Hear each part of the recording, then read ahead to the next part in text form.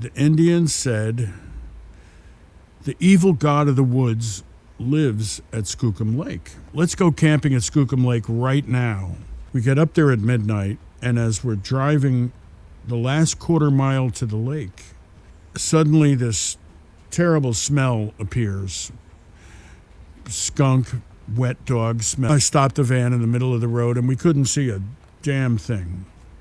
It's just inky blackness. Suddenly, all the hair on my head, and I have pretty long hair, and I had long hair then, stood completely out from my head as if I had been rubbing balloons on top of it and then holding them over my head. And my hair stood out like Einstein. All on my arms, all the hair was tingling and poking, like there was an electrostatic field that had surrounded me. My girlfriend suddenly just said, "I'm really tired, I'm gonna go to sleep." And she just passed right out in 30 seconds. The crickets had stopped. Everything had stopped. It was so dead silent that nothing made a sound. And then the smell went away and the crickets started again. And I said, "Wow, what was that?" And I thought to myself, I wonder if that's what people call Bigfoot. The punchline is that the starter motor in my van had been blown out by that electrostatic field, and I was marooned there for 24 hours. And Peter Byrne ran an organization called the Bigfoot Research Project. Peter Byrne had obtained about $5 million in funding, and I became part of his project. And we set up a 1-800-BIGFOOT number, take endless crank phone calls.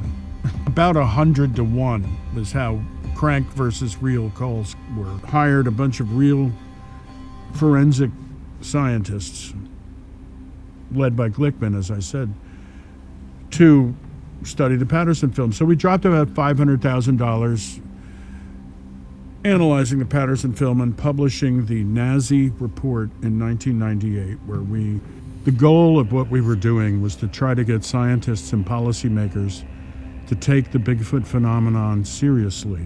Scientists rejected us, academia rejected us, the Bigfoot community rejected us. Obvious stuff to me. There's an occipital protuberance on the back of the skull, which is a hominid variation. So it's not a primate, it's a hominid. It's of the hominid line because it has a large gluteus maximus, meaning a big butt. We humans have a big butt. Apes don't have a big butt. We do. And it has a point on the back of the skull where all the back muscles attach, the occipital protuberance, which means it was designed for walking erect. Also, a hominid line variation. For some reason, that doesn't ever get mentioned by anybody. I don't know. It's just like, it's as clear as day to me whenever I see the Patterson film now. I'm like, how can you miss that? You know? And we had obtained from Patty Patterson, Roger's wife, the second copy ever made of the film, and we digitized that copy to get the best possible copy we could. And we actually gave Patty Patterson $20,000 to give us permission to digitize it. We had a great copy. We could see the muscles moving under the fur with the resolution we had. We also could see the bottom of the feet, and we could see grains of sand stuck on the bottom of the feet. Everything that we did find in the film suggested it was actual observations of an uncatalogued animal and not a guy in a gorilla suit. We measured the height at 7 feet 3.5 inches, plus or minus 1 inch. Is that Patty walks, does not run away, she walks away, and she avoids eye contact. I came away after spending $500,000 and getting a bunch of scientists to try to prove it was false, thinking it was real. The really key thing for me was that Patty walks and doesn't run away from the people and avoids eye contact. which is what you or I would do if we encountered a wild animal. One of the great mysteries for me with Bigfoot is why they're friendly to some people and other people never know they exist. Why do they show themselves to some people? Why do they not show themselves to others? And then I met people that were actually friends with Bigfoot, that they actually had ongoing relationships that were, I would describe as friendships.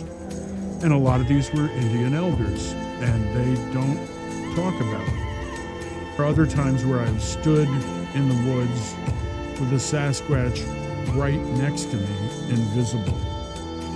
And I could sense it in so many ways, and it would touch me on my opposite shoulder, just like the game kids play on the 6th grade playground. And the rock quarry had a pile of gravel around the edge, and like a circular big pile of gravel with a hole in the middle. And I stood in the middle, and there was something walking on top of the gravel piles, knocking rocks down, walking around me. And as it walked around me, I would see the rocks actually falling down the slope into the thing, but I never saw anything. But I could hear the footsteps, and I could hear it walking, and I could see the rocks moving, but there was nothing to see.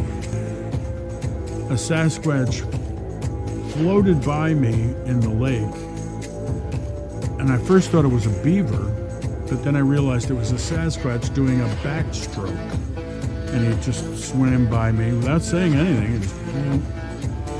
Later that night, as I was trying to get into the tent that I had set up, bushes just outside the tent started shaking really intensely, like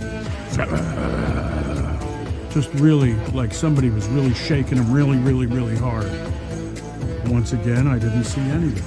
Then I heard what sounded like 100 crows cawing and coming, like a huge flock of crows coming to land. But there were no crows, which, one of my many opinions, is that they can imitate other animals very, very well. They seem to they can do a great imitation of all the different animals. But the volume's wrong when they do it. It's just way too loud.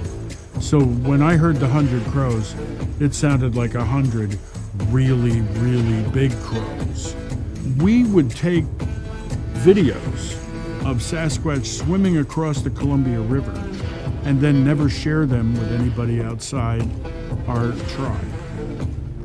And we did that on 3 occasions I know of. I saw 3 different videos that my officer colleagues had filmed, and we would never show them publicly. Within Indian country, there's a lot of films and photos that are taken that are never shared outside of Indian country, are seldom shared within Indian country, which the Indians have taken, where we had like 3 good videos of them swimming across the Columbia. They're found in the water a lot. Small lakes high in elevation are like doorways for them.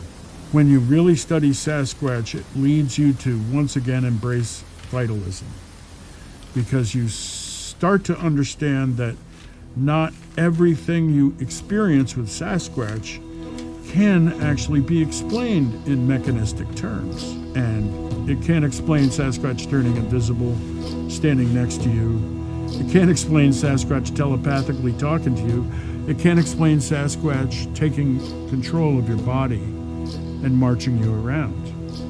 I've seen Sasquatch move through really thick woods without disturbing a branch.